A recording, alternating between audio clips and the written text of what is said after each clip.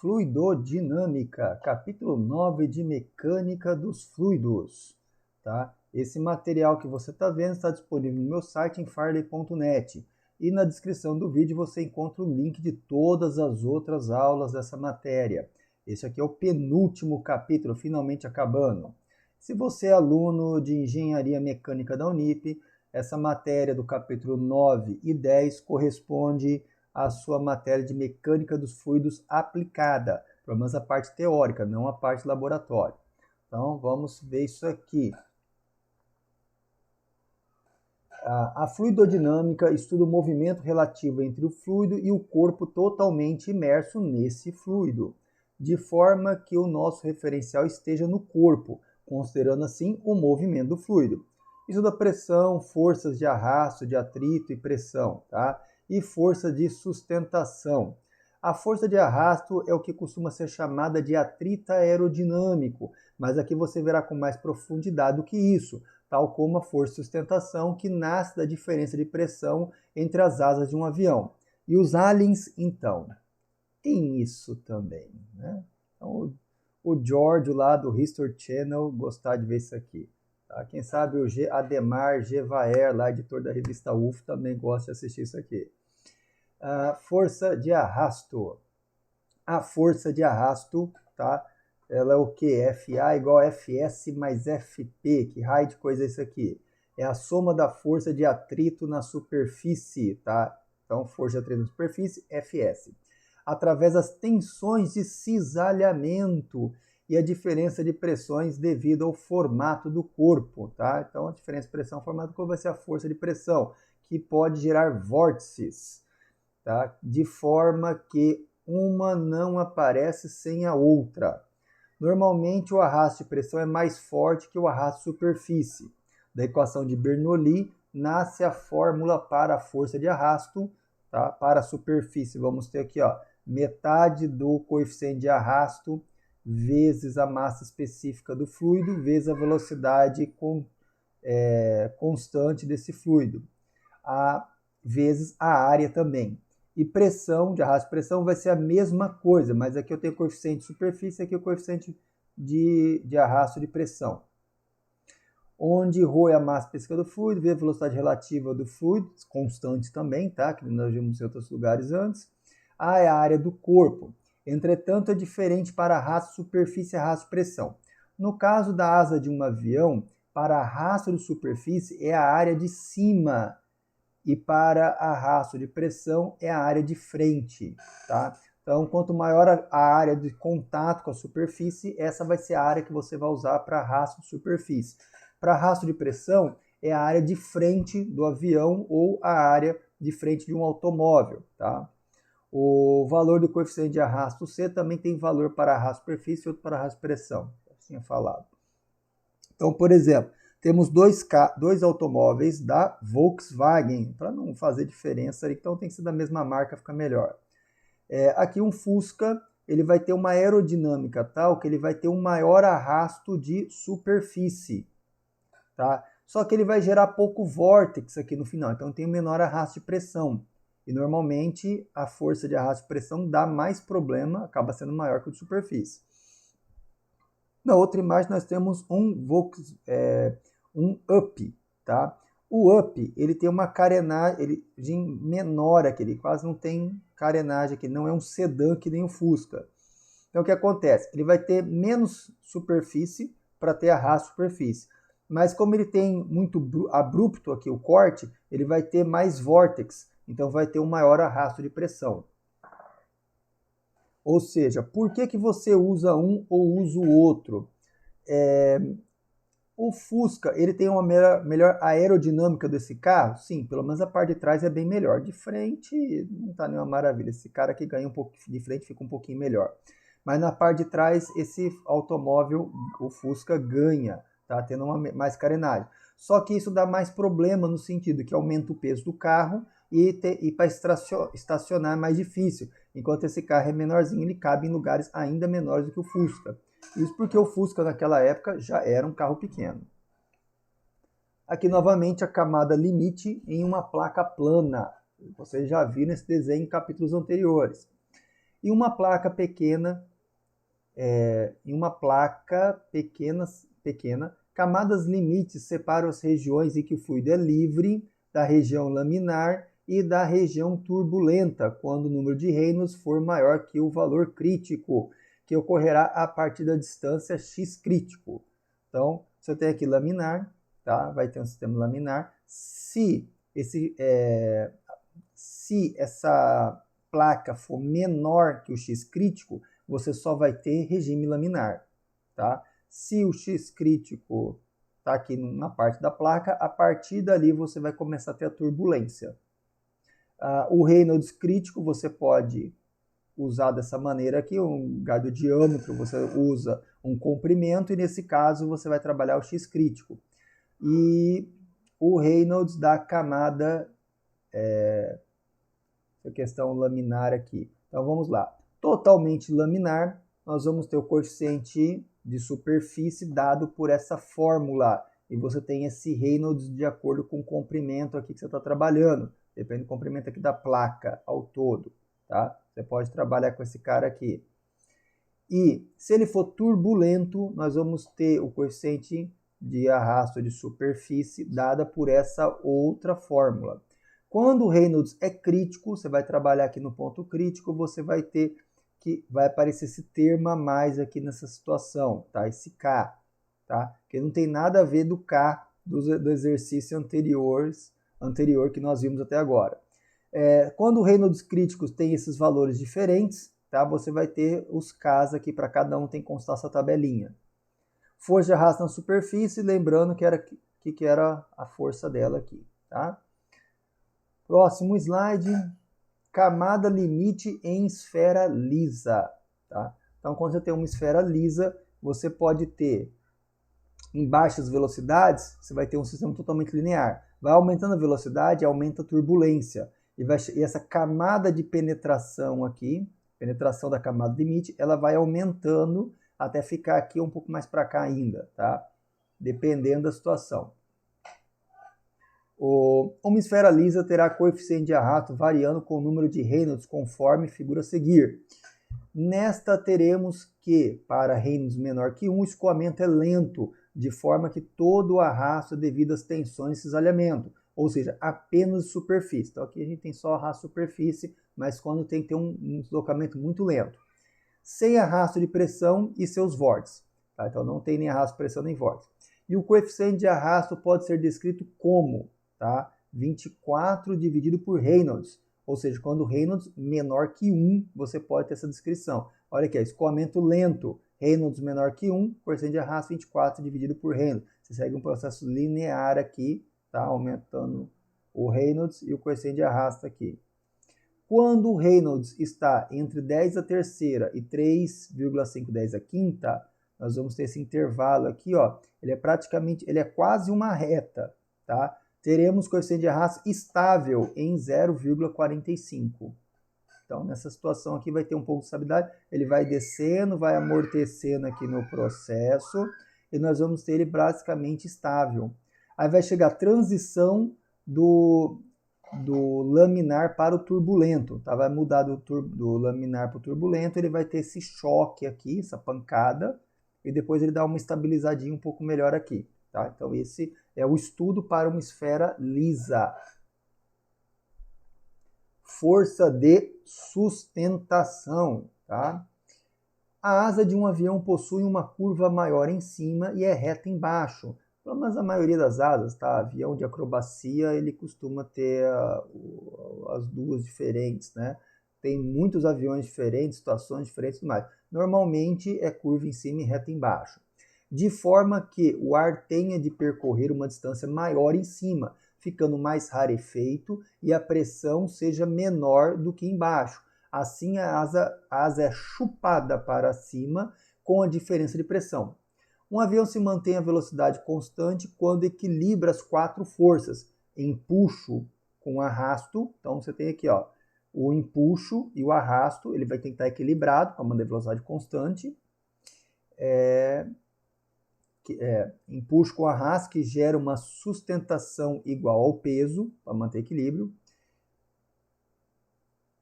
E tem...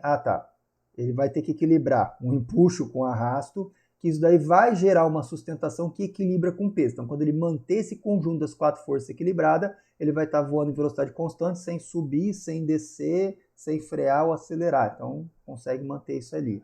Aí o piloto vai ter que trabalhar para manter a situação. A área de sustentação é a área de cima da asa, porque é esta que é submetida a diferença de pressão. Então, nós vamos trabalhar aqui a força de sustentação, nós vamos usar qual área? A área em cima da asa, que é ela que vai provocar uma diferença de pressão e ela que vai gerar sustentação no avião. Tá? Lembra que no caso da área do arrasto superfície, vai pegar a área de superfície. Então, normalmente a parte de cima e de baixo do avião ali, gerando todo esse arrasto. E a questão de pressão é a área frontal dele. Quanto maior a pressão, a maior a área frontal, mais ele vai gerar vórtice atrás dele. Tá? Então temos aqui a questão do aviãozinho, força de arrasto, ó, a semelhança e a força de sustentação. Então temos o mesmo conjunto de fórmula. A mesma forma para arrasto de pressão de superfície e a mesma forma vamos trabalhar com sustentação. Mas você vai ter o coeficiente de sustentação aqui. E tudo isso nasceu da equação de Bernoulli, que eu não expliquei aqui, mas você pode procurar alguns livros como Mecânica dos Fluidos, do Franco Brunetti, e você vai poder ver isso melhor lá. Aerodinâmica de aeronaves. Tá? Isso aqui o Brunetti não toca no assunto, ele não fala muito disso daí, mas eu achei muito legal, resolvi acrescentar um material interessante aqui. A forma geométrica que otimiza o mínimo perímetro para a máxima área é o círculo. Por isso, muralhas das cidades antigas eram circulares para ficar mais barato. Pelo menos sempre que eles podiam fazer uma muralha circular, o mais perto circular é o que eles estavam fazendo. Para o máximo volume, a forma que possui a mínima área é a esfera. Logo, uma aeronave que tem o máximo volume interno com o mínimo de carenagem possível e a melhor aerodinâmica teria o formato de um disco voador? Os aviões possuem um formato cilíndrico porque esse permite a mínima área frontal para o maior volume interno possível, tá? Então você vai ter aqui, ó, olha a frente do avião, ele vai gerar essa área aqui, ele vai encurtando no final para diminuir o máximo possível o vórtice de turbulência aqui. Então ele consegue ter um mínimo de alteração, ele corta o ar melhor seguindo esse formato. E ele consegue ter o quê? O máximo volume possível dentro dessas proporções que ele consegue aqui. Uma asa voadora, você teria todo o formato aqui da asa no avião e ele teria muito arrasto superfície, tá? E você não otimizaria o volume interno dele. Então o pessoal foi trabalhando, fazendo de um jeito, fazendo do outro, né? Estudando qual que era a melhor forma que dava o melhor rendimento. E de um monte de avião bizarro, um monte de coisa esquisita que chegou a voar, é estranho ter voado, tá? Foram ficando os formatos mais eficientes. E nós temos esse formato clássico aí. Aviões possuem. A área frontal mínima gera mínimo arrasto de pressão, mesmo aumentando o arrasto de superfície. Mas o de pressão dá mais problema, né, do que de superfície. Tá? Então você ajusta o equilíbrio aqui. Para o sistema de propulsão usado, a sustentação das asas e a finalidade de transporte de passageiros e carga, esse formato é o mais vantajoso. Então, para as condições. Todo avião é desse formato? Não. Um caça militar ele tem um formato mais triangular, mais compacto, tá? E consegue ter maior velocidade, mas ele tem um consumo de combustível muito maior. Aquilo ali não funciona bem para transportar passageiro, tá? Não vai dar certo para passageiro, tem que usar para situação de combate, já serve melhor para isso. E aí a gente vai vendo formatos diferentes, vão atender necessidades diferentes. Discos voadores made in terra. Tá? E esse aqui é made in Canadá. Antes da Segunda Guerra Mundial já existia aviões em formato de asa, aviões militares são quase triangulares e em 1958 a 1959 uma empresa canadense produziu o Avrocar, semelhante a um disco voador que não funcionou porque não tinha equilíbrio. Todo o controle era manual. Com a computação do século XXI, foi possível evoluir o sistema de controle de diversos propulsores do final do século XX e gerar muito equilíbrio. Então foram trabalhando outros aviões, tá? Ainda mais no caso de asa voadora, que ele não tem muita estabilidade, tiveram que gerar um sistema computacional para mudar a potência dos motores para você conseguir equilibrar melhor ele. Então já era um sistema de computação. Isso no final do século XX já trabalhava ali com isso, anos 80, 90, né? Já estava funcionando bem essas coisas. Agora, no século XXI, você já consegue trabalhar um sistema de drone, que você dá uma tapinha nele, ele se equilibra sozinho ali, tá? Algo totalmente inimaginável com controle manual, mesmo com um excelente piloto. Colocaram um piloto muito bom para dirigir esse trambolho aqui, o negócio sacudia, se você procurar nos vídeos, vai ver que era uma bela de uma porcaria na questão de equilíbrio. Apesar de ter um formato muito legal, teria muita capacidade de controle, mas não deu os efeitos desejados. Agora nós temos os drones que têm a computação que pode permitir um resultado melhor. Se um drone tiver carenagem para se locomover em altas velocidades, ele irá se parecer com um disco voador? Isso com a propulsão da física que conhecemos hoje, sem considerar o que pode haver milhões de anos à nossa frente. Então, se nós tivermos uma civilização milhões de anos mais evoluída que nós, pode haver sistemas de propulsão que nós não conseguimos imaginar ainda. Entretanto, com o sistema de propulsão que existe hoje e a computação de hoje, já faz sentido esse tipo de formato. Não estou dizendo que discos voadores existem ou que não existem. Só estou falando que na aerodinâmica, tá? A questão de fluidodinâmica sobre isso, é muito interessante você pensar no assunto. Esses engenheiros vão ter problemas com a MIB. Em agosto de 2019, cientistas romenos constroem o primeiro disco voador totalmente funcional. Testes em túnel de vento mostram que o formato de disco evita o estrondo sônico e a turbulência gerada ao ultrapassar a velocidade do som. Tá? A questão do formato, fazer isso, o pessoal já sabia desde os anos 50, mas a notícia ali, né, da reportagem fala de novo. O sistema de propulsão usado com 4 hélices e direcionadores do fluxo de ar permite altíssima manobrabilidade. O modelo é pequeno, do tamanho que um homem segure com as 2 mãos, mas isso poderá ser usado em escala maior no futuro e será perfeito para uso militar ou exploração de planetas com população primitiva. Tá? E tudo isso apenas com a tecnologia com que sabemos que é possível. É lógico que na teoria de modelos você tem que ajustar, às vezes fazer outros ajustes, tá?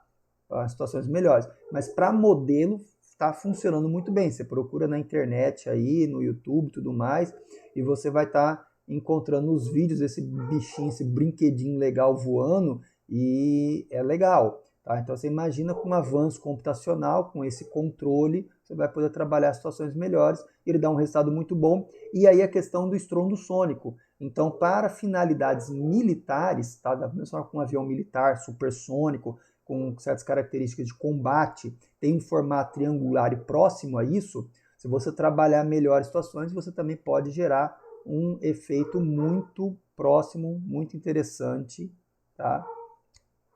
Vamos lá. Então, acabamos nosso momento History Channel, tá? Com o Giorgio aí falando são os aliens. E vamos seguir, tá? Os exemplos. Exemplo 9.1. A força de arrasto produzida pelo deslocamento de um sólido em um fluido é formada pela somatória do arrasto de atrito e o arrasto de pressão, tá? Ou arrasto de superfície, tanto faz. Um túnel de vento permite a visualização dos vórtices atrás do objeto e o efeito que a carenagem produz. Na figura a seguir, existem 2 automóveis da Volkswagen, tá? Um Fusca e um Up. Os automóveis mais modernos precisam lidar com a dificuldade de espaço cada vez mais reduzido no trânsito nas cidades atuais, precisando sacrificar sua aerodinâmica o suficiente para otimizar a sua razão de existir. Analise as afirmações a seguir. Primeira afirmação. Nitidamente o coeficiente de arrasto do Fusca é maior do que o do Up devido à carenagem. Tá? Então temos coeficiente de arrasto. Tá? Coeficiente de arrasto e pressão.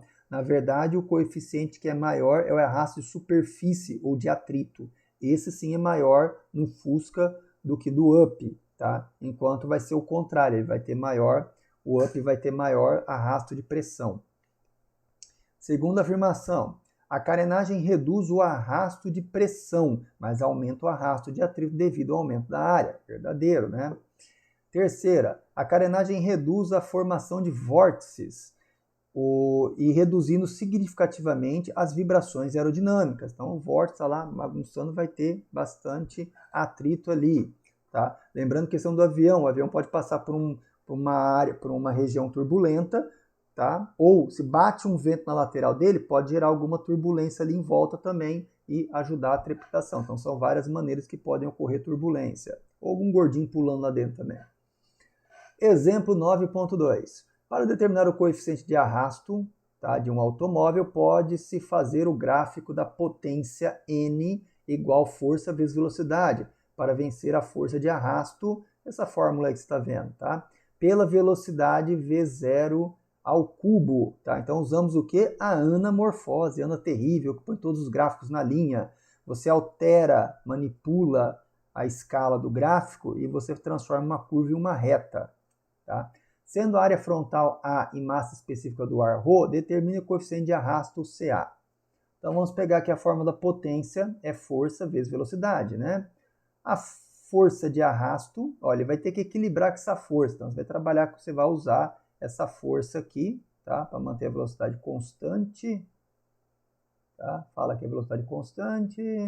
Tá? Não sei, mas tem que ser constante essa velocidade aqui. Você vai jogar essa fórmula inteira aqui dentro. Então, jogamos a fórmula aqui. O que vai acontecer? Vai multiplicar o V0 aqui pelo que já tem lá dentro. V0 ao quadrado vezes V0 vai dar V0 ao cubo. Eu deixei isolada essa galerinha aqui, porque tudo isso aqui vai ser constante, não vai mudar. O coeficiente de arrasto depende do formato dele, tá? A gente está fazendo um automóvel, o automóvel ele não é um transformer, tá? Ele não vai ficar mudando a forma dele o tempo todo. Então isso aqui vai ser constante. O ar vai ser o mesmo, ele não vai ficar subindo e descendo do Himalaia, cair do espaço, que vai mudar isso aqui. A área dele também não vai sofrer alteração nesse caso, né? Então, só esse que vai mudar. Quando você vai trabalhar com esse gráfico aqui, você vai pegar o quê? Uma variação da potência, tá? Com 2 pontinhos, e mais uma variação do V ao cubo. Então, a gente ajusta essa fórmula aqui, isolando esse tiozinho, tá? E o N, você vai trabalhar um ΔN e um ΔV ao quadrado. Por quê? Você está trabalhando com gráfico. É a questão de você pegar, você vai ter um monte de pontinhos, você escolhe 2 pontos da reta, tá? Que equilibrou melhor os pontos ali, e dali você vai tirar essa informação com a melhor precisão possível. Próximo, exemplo 9.3. Sobre uma placa plana feliz de comprimento A 10 cm, largura B 20 cm, escoa água. Esse valor aí de sempre da massa específica e a viscosidade cinética. Com velocidade de V0, 0,1 metro por segundo. Obviamente a velocidade constante, está lançando V0, né? Admite-se o Reynolds crítico como 5/10 a quinta. Determine a força de arrasto que a água exerce na placa. Organizando dados. Velocidade aqui em metros por segundo. Beleza. Área, multiplica um pela outra, vamos ter isso aqui. Tá? Estava em centímetros, vamos jogar em metros e achar a área. Massa específica, viscosidade cinética, deixa quieto aqui. Reynolds crítico. Tá? Eu tenho essa formulinha, tá? Sacada de outro lugar, não está no enunciado do texto, né? Tem que procurar. Que você vai ter o X crítico. Vamos isolar o X crítico. Tá? Você vai ter isso aqui. Vamos trocar massa, viscosidade dinâmica e massa específica pela viscosidade cinética. Eu não marquei a formulinha aqui, mas você é um cara esperto, vai lembrar que lá do começo dessa matéria. E agora vamos poder substituir os valores. Então, a viscosidade cinética, 10 a menos 6, manda aqui o Reynolds crítico, velocidade, blá, blá, blá, dá 5 metros. Como X crítico de 5 metros e L 10 centímetros, né, então muito menor, então a camada limite é totalmente laminar. Nós não teremos turbulência aqui. A turbulência ia acontecer muito depois de acabar a placa, toda a placa vai estar na seção laminar. O Reynolds associado ao comprimento aqui, eu vou ter quanto? O valor, o Reynolds limites, tá? Você vai ter o quê? O valor do L, o V0, o L e a viscosidade cinética. Você pode, tirando a manipulação, você pode trabalhar com viscosidade cinética, a fórmula fica desse jeito. Manda os valores, vai dar 10 a quarta. Coeficiente de arrasto para camada laminar, procura lá na teoria que você vai achar essa fórmula. joga aqui o valor do RL que você descobriu, dá 10 a quarta e pam, termina isso aqui. Coeficiente de arrasto superfície vai dar esse valor. Qual que é a força de arrasto de superfície? Nós vamos ter esse bichinho aqui, né? Meio de coeficiente de arrasto superfície, massa específica, velocidade constante ao quadrado, vezes a área, tá? Jogando todos os valores, tá? Esse aqui, acabamos de descobrir que esse valor, então manda ele aqui. A massa específica da água é 1, velocidade deu 0,1 e a área deu 0,02, deixamos separado. Dá-lhe calculadora e pronto. Força de arrasto superfície 1,33, 10 a menos 3 newtons. Tá? Acabou mais um exemplinho aí.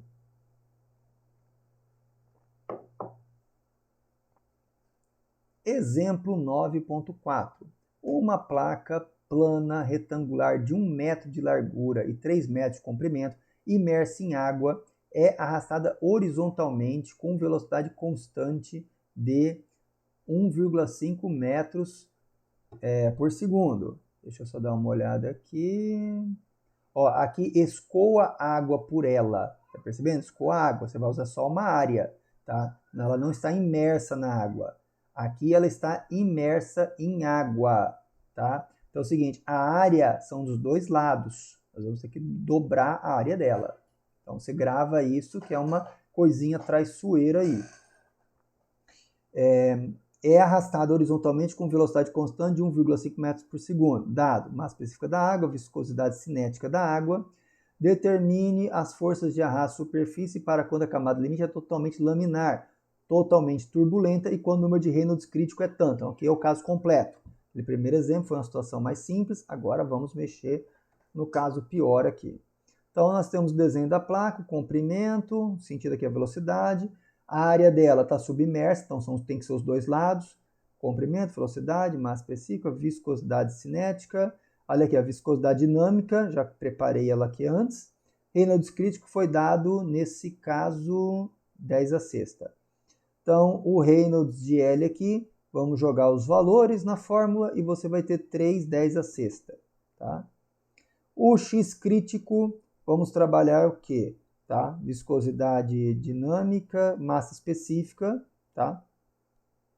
Que você pode, ou você poderia só usar o outro lá na outra situação, tá? Mas vamos deixar desse jeito. Reynolds crítico, jogamos o valor dele, 10 a sexta, velocidade 1,5, tudo isso vai dar 1, tá? O X crítico é menor que o L deu 3 metros. Então, o X crítico é 1 metro, o L tem 3, então a partir daqui, 1/3 da placa, a partir daqui você começa a ter turbulência. Até aqui é laminar. Situação crítica e o resto aqui tem turbulência. Camada limite totalmente laminar. Naquela parte que é totalmente laminar, o coeficiente de arrasto superfície é essa formulinha aqui. Joga o REL e você vai ter esse valor aqui. Qual que é a força de arrasto na situação? Calcula para o seu coeficiente de arrasto. Massa específica, velocidade, área, o resto segue tudo igualzinho, não muda nada, tá? Você joga os outros valores. E você vai estar mudando o coeficiente de arrasto aqui e ter esse valor. Para cada situação que você vai fazer a mesma coisa. Ó, camada limite totalmente turbulenta. A fórmula é essa. Você vai fazer essa conta, vai dar esse valor, que tem a raiz quinta, ou coisinha chata. Depois vai pegar a mesma fórmula de antes, mas o coeficiente de arrasto superfície, você usa esse aqui, tá? Aqui você tinha usado 0,77, 10 a menos 3. Aqui você vai usar o 3,76, 10 a menos 3. Tá? Você aumentou o coeficiente de arrasto superfície aqui. Quando o número de Reynolds é crítico, você vai ter esse termo a mais aqui também. Tá? Então você vai pegar aqui, ó, o Reynolds crítico aqui é 10 a sexta, o seu K que você vai usar nessa fórmula é 3.300. Então você vai jogar o 3.300, esse cara aqui tudo, dá 2,65, 10 a menos 3. Você joga esse tiozinho aqui na fórmula, o resto é tudo igualzinho antes. Ah, é chato fazer isso? É. Tá? Vou falar o quê? Então você vai ter 17,89 newtons. Tá? Olha só, totalmente laminar, 5,20 newtons. No ponto crítico, 17,89. Totalmente turbulento, 25,38. Acabou esse exemplo. Tá? Pode cair em prova? Pode. Exemplo 9.5. Tá? Segue a mesma sequência. Uma placa plana retangular de 1 metro de largura e 3 metros de comprimento, imersa em água, é arrastada horizontalmente com velocidade constante de 4 metros por segundo. Ó. No último, nós arrastamos com 1,5 metros. Aí ela tem dimensões semelhantes à outra, mas mudou a velocidade. Dados, massa específica, viscosidade, um monte de fórmula chata aí. E o Reynolds crítico nesse caso é 5/10⁵. Sabes que o coeficiente de arrasto vale tanto aqui, né? Que a fórmula... Ó, elevado a meio é o mesmo que raiz quadrada, tá? Então eu só joguei aqui desse jeito para ficar mais fácil escrever. Quando a camada limite totalmente laminar e esse outro valor, aqui é a raiz quadrada, isso aqui seria a raiz a quinta, tá? Pois elevado a 0,2. Quando a camada limite é totalmente turbulenta, analise as afirmações a seguir. O valor do Reynolds limite vale 4/10⁶ e a área em contato com a água vale 6 metros quadrados, porque ela está submersa. Uma dica aqui para ajudar o aluno nesse caso. Então, o que nós vamos começar aqui? Ó, a área submersa, beleza, dobro da área. Temos o Reynolds aqui, tá? Esse Reynolds vai chegar a quanto? 8/10⁶. Então, afirmativa 1, aqui é 4/10⁶. Então, está errado. O coeficiente de arrasto da camada turbulenta é 6,55 vezes maior do que quando é laminar. Vamos ver se é verdade. Ó, o gabarito está confirmando. Então, nós temos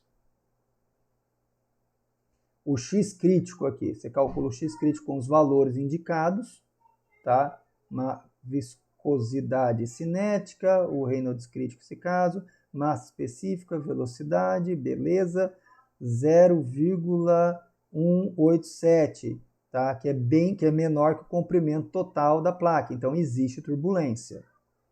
Tá?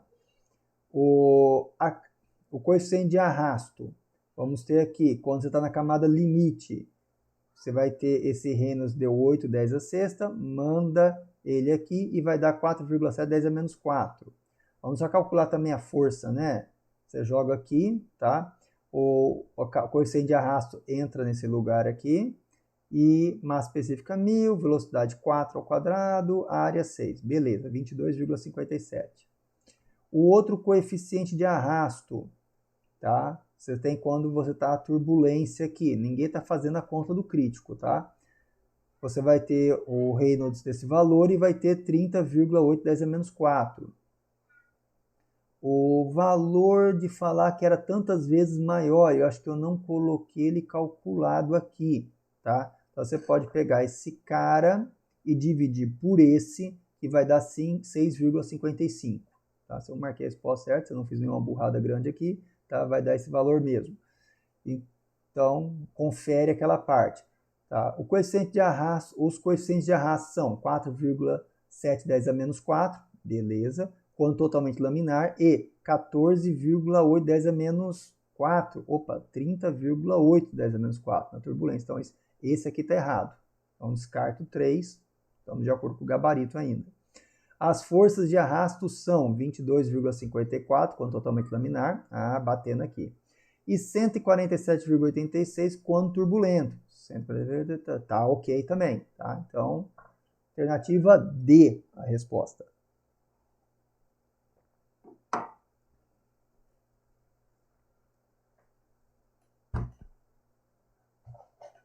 Agora é a vez das esferas. Não são as esferas do dragão. Exemplo 9.6. É um experimento para medir a viscosidade de um fluido, uma esfera de aço. Ó, o aço vai ter, nesse caso, massa específica 7.800 kg por metro cúbico. Pela unidade está na cara que é a massa específica, né? Então, uma esfera de aço de 1 milímetro de diâmetro afunda a velocidade limite de 2 centímetros por segundo. Considere um escoamento lento em que seja válido, tá? Essa situação aqui, né? Reynolds igual a 24 dividido pelo coeficiente de arrasto. Determine a viscosidade cinética do fluido, tá? E esse fluido, tá? Coloquei entre parênteses aí 800 kg por metro cúbico, obviamente é a massa específica do fluido. Como não há velocidade limite, como há velocidade limite, então ela é constante. Assim, a força resultante é zero. Logo, o peso G está em equilíbrio com o empuxo e o arrasto aqui, a força de atrito. Então, nós temos o que? Uma esfera com velocidade limite. Então, chegou na velocidade limite, a máxima velocidade, o peso vai estar em equilíbrio com o empuxo e a força de arrasto. Então, temos essas setinhas aqui parecendo um diabinho aqui do lado, tá? Corresponde ao empuxo, força de arrasto e o peso. Somando os dois, equilibra com o peso. E vamos escrever que o módulo deles, tá? Do peso, tá? O Gzão aqui, peso, massa vezes gravidade, vai ser o empuxo e aqui a força de arrasto. Eu joguei a fórmula aqui, esqueci que a gente está usando o V maiúsculo com risquinho desde o comecinho dessa matéria. Tá? Então acabou pequeno, mais um errinho aqui localizado. Tá? Peso, massa da esfera vezes a gravidade, empuxo, que você viu lá em lá no primeiro capítulo, vai ser o massa específica do fluido, volume submerso, gravidade. E aqui a força de arrasto, metade do coeficiente de arrasto, vezes o massa específica do fluido, velocidade constante ao quadrado, vezes a área. Mas que área que nós vamos usar aqui? Nós vamos usar a área, a área frontal da esfera, tá? Então, πr ao quadrado, tá? Ou πd ao quadrado sobre 4. Jogando essas outras formulinhas aqui, ó, o volume, substituindo o valor, a massa, tá? A massa da esfera vai ser a massa específica da esfera vezes o volume da esfera. O volume da esfera, πd ao cubo sobre 6, tá? Tive que tirar da cartola essa fórmula de outro lugar. Esse aqui é o volume de uma esfera. Volume submerso, vai ser a esfera inteira, obviamente, né? Deixa eu ver o que mais aqui. E a área frontal da esfera que a gente vai estar usando, tá? Não é a área da superfície inteira, senão teria uma outra equação para isso. E o que você faz esse monte de letrinha? Senta e chora, corre e grita, chama o Batman. Você vai manipular essa praga toda dos infernos aqui para isolar o coeficiente de arrasto. Tá? Então tem um coeficiente de arrasto perdido aqui. Você vai manipular essas pragas tudo até deixar desse jeito. Tá? Eu não queria escrever tudo isso, já mandei direto aqui. Você vai fazer o quê? Vai mandar os valores ali dentro. Tá? Já está com raiva dele, enfia tudo na forma, todos os valores aqui. Tá? Então, a gravidade, o diâmetro da esfera, que é 1 milímetro. Eu não fiquei organizando os dados desse exercício. A massa específica da esfera e do fluido, massa específica do fluido, velocidade aqui, velocidade centímetros por segundo. Para transformar em metros, 0,02 metros por segundo. Ou 2,10 a menos 2, tá? Mas todo mundo ao quadrado. Faz a conta disso, agora você junta tudo isso, enfia na calculadora e vai dar 292. Tá? Coeficiente de arrasto, 24 dividido pelo Reynolds. Significa que meu Reynolds é 24 dividido pelo coeficiente de arrasto. 24 dividido por 292 vai dar 0,0822, ou seja, um coeficiente de arrasto baixinho, o que justifica você estar trabalhando ali, né? Você ter tá? Essa fórmula aqui de 24 dividido pelo coeficiente de arrasto. Então, você vai ter um processo laminar aqui com esse coeficiente de arrasto baixinho. O Reynolds, você tem essa outra fórmula do Reynolds aqui, tá? Que você isolando a viscosidade cinética do fluido, tá? Você pode jogar esses valores e traz esse valor para cá, que você deu uma confirmada para ver se ele era possível, beleza, mas você vai estar usando ele aqui também, 0,0822, dá-lhe calculadora e vai ter essa resposta, 2,43, 10 a menos 4 metros quadrados por segundo. Pronto, essa unidade esquisita, viscosidade cinética. Outra esfera. Tem mais esfera ainda. Determine a velocidade limite de uma gota de chuva de 2,5 milímetros de diâmetro, sendo massa específica do ar 1,2 kg por metro cúbico e viscosidade cinética do ar 1,8 10 a menos 6 kg por... Opa! Espera aí. Viscosidade cinética tem que ser em metros quadrados por segundo. Eu acabei copiando alguma coisa para aproveitar o 10 elevado, eu acho, e acabou saindo uma loucura. Tá? Então, tá errado aqui, eu vou consertar acabando o vídeo. Vão ser metros quadrados por segundo. Passou esse negócio aqui de novo, mais um problema. Sabe-se que para o Reynolds dentro desse intervalo, temos coeficiente de arrasto estável em 0,45. Então, vamos lá. No ar temos um empuxo quase zero. A massa específica do ar é muito, muito menor que a da água. Então, nem adianta se preocupar com isso, tá? Eu acabei não colocando a massa específica da água, tá? Ó, ela aparece aqui. Ficou faltando mais esse valor também. Vou colocar a massa específica do ar, da água e a viscosidade cinética da água com outra unidade. Depois eu conserto. Então vamos lá. Quem que é o peso? Peso é massa vezes gravidade. Quem que é massa? Massa específica vezes volume. Tá? Você já está um cara grandinho, já sabe disso aqui, né? Aqui, força de arrasto. Vamos ter todos esses dados aqui. Nós temos a área. No caso, novamente, a área frontal da esfera, que isso que vai fazer a diferença. Tá? Para gerar o arrasto aqui. Queremos achar o V0. Então, você vai pegar essa coisa aqui maligna, vai ter que lutar contra ela, chama um bom exorcista para te ajudar, dá umas porradas nela e coloca nesse formato, isola a velocidade ali, tá? Vai dar tudo isso aqui. Massa específica da água vale 1000, que eu esqueci de colocar aqui, tá? Massa específica do ar, tudo bem, gravidade, diâmetro ali, que tem que estar em milímetros, tá? Tem que estar em metros, então os milímetros, 10 a menos 3 aqui. O resto é tudo na unidade certa, tá? E nós vamos trabalhar com coeficiente de arrasto 0,45, tá? Toda essa velocidade deu 7,9 metros por segundo. Então, essa contaiada toda na calculadora vai dar isso aqui. Quando você vai verificar a questão do Reynolds, você vai ter um valor de quanto aqui? De 1,0910 a quinta para essa situação, tá? E confirma com um coeficiente de arrasto de 0,45. Por quê? 1,0910 a quinta está no intervalo de 1000 a 10 a terceira até 3,510 a quinta. Isso aqui é 1 alguma coisa 10 a quinta. Então, está dentro desse intervalo, o que confirma esse valor, tá? Essa aqui é uma coisa importante, essa confirmação. Então, está tudo ok, isso é viável. Aí, você pode usar esse valor como resposta do exercício tranquilamente.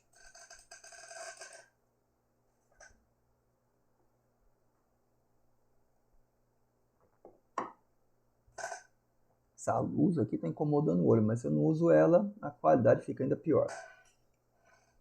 Exemplo 9.8. Uma pistola de airsoft réplica Spring, ou seja, mola, da Sig Sauer P226, dispara até 12 bolas de plástico de 6 mm de diâmetro. Sua mola imprime 0,6 joules em bolas de 0,12 gramas que terão velocidade de 100 metros por segundo. Se você usar uma bolinha de 0,20 gramas, a velocidade vai ser um pouco menor também, conforme a indicação na caixa. Considere massa específica do ar 1,2 kg por metro cúbico e viscosidade cinética do ar 1,810 a menos 6 metros quadrados por segundo. Tá? Copiei do mesmo negócio lá e repetiu a caca aqui. Tá? Isso aqui é metros quadrados por segundo. Tá? Isso aqui é erro lamentável de digitação.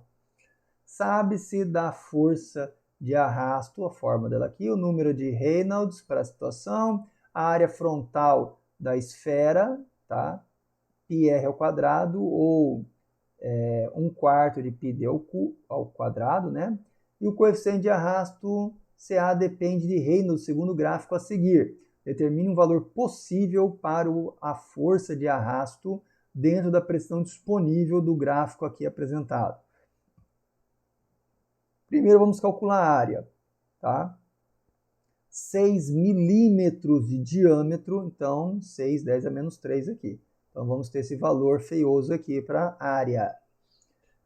Esse Reynolds L que nós queremos achar aqui, nós vamos ter a velocidade 100, comprimento você vai usar o comprimento da bolinha, que vai ser o diâmetro dela, e a viscosidade cinética dela, que está numa unidade ridiculamente errada.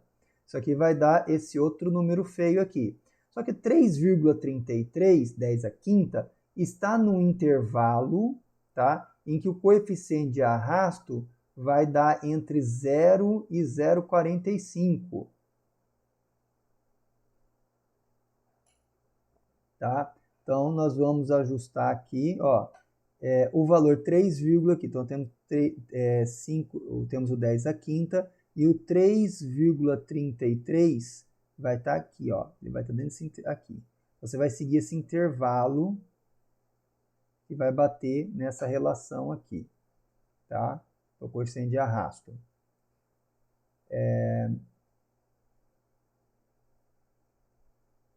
Ah, não, pera um pouquinho. Estou falando besteira. Tá? 3,33, 10 a quinta. Aqui começa o 10 a quinta, tá? Me confundi. Ele vai estar um pouquinho para cá. Então, ele vai estar nessa caída aqui, na transição do laminar para o turbulento, tá? Então, ele vai estar já a uma velocidade que ele vai estar nesse momento de transição aqui para o turbulento. E o que acontece? O coeficiente de arrasto ele vai estar variando entre 0 e 0,45, tá? Eu estava me confundindo aqui. Então, 3,33, ele vai estar mais ou menos um terço aqui, tá? Ele já vai estar pegando essa parte. Esse gráfico eu desenhei com base do gráfico que eu vi no livro do Brunetti. Então, isso aqui você vê que as escalas é um desenho, tá? Não foi feito com todo o critério, com altíssima precisão. Isso é só para você explicar como funciona. Então, vamos ter aqui. A força de arrasto, nós vamos trabalhar com coeficiente de arrasto, tá? Ó, de 0, o coeficiente de arrasto não vai resolver nada, então a gente vai achar o coeficiente de arrasto máximo, tá? Então vamos pegar o valor de 0,45. Massa específica do ar, velocidade da bolinha, a área que nós vamos trabalhar. Isso aqui vai dar o quê? 0,08. Então significa que a nossa força de arrasto está no intervalo que vai de 0 até 0,08. Tá? Algum valor aqui é a força de arrasto. Tá? Então, essa força de arrasto, a única alternativa que se encaixa aqui, ainda mais ele quer saber, determine um valor possível. O único valor possível é 0,04 newtons.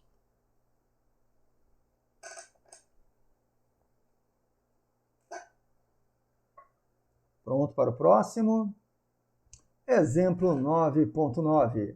Um paraquedista e seu equipamento pesam 900 newtons. O paraquedas tem 6 metros de diâmetro e coeficiente de arrasto 1,2. E a massa específica do ar é 1,2 kg por metro cúbico. Qual será a sua velocidade máxima? Tá? Então vamos lá. O paraquedista atinge a velocidade máxima quando a força de arrasto alcança o valor da sua força-peso.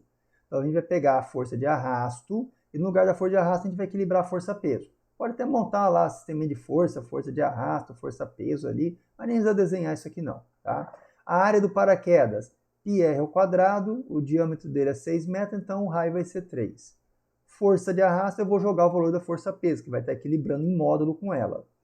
Coeficiente de arrasto 1,2, massa específica 1,2 também, velocidade máxima, queremos descobrir, que vai manter esse equilíbrio e vai ser uma velocidade constante. Então isso aqui faz sentido usar, tá? Isso aqui, quando chegar a velocidade constante, essas fórmulas não estão valendo, a gente está trabalhando com velocidade constante.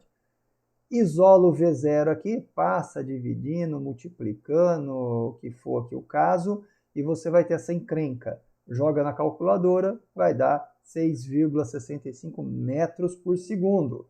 Aí se um exercício desse cai na prova e o cara erra, aí fica difícil, né? Você pode, de vez em quando, mandar um exercício facinho na prova, né? Só para ter esse teste, né? Só para ter uma medida se estou acertando coisas absurdamente fáceis comparado com os monstrinhos que tem aí. Exemplo, até onde que vai isso? Pronto, tem mais 2. Exemplo 9.10. O avião está sujeito a 4 forças: empuxo, arrasto, peso, sustentação. Considere um avião de carga na situação 1, em que levanta voo a velocidade constante V1 sem carga, e na situação 2, em que levanta voo com velocidade V2 e com uma carga de massa MC. Sabes que a massa do avião sem carga é MA, a massa do avião, né? e que sua forma geométrica não sofre alteração, né? Ele é um avião, ele não é um transformer, né? Ele é só um avião. Com base na força de sustentação, que é essa coisa toda aí, determine a relação entre a situação 1 e a situação 2. Tá? Determine a relação das velocidades entre a situação 1 e 2. Faltou escrever velocidade aí. A força de sustentação se equilibra com a força-peso. Tá? Então, vamos pegar aqui a força de sustentação, que você já conhece, está acostumado, todo mundo sabe disso aqui já, tá fácil. Força de sustentação vai equilibrar com o peso, então vai ser a massa total vezes a gravidade. O coeficiente de arrasto está aqui, tá? O resto, velocidade, beleza. Eu vou trazer para cá só o que sofre alteração. Então, a massa vai sofrer alteração e a velocidade também.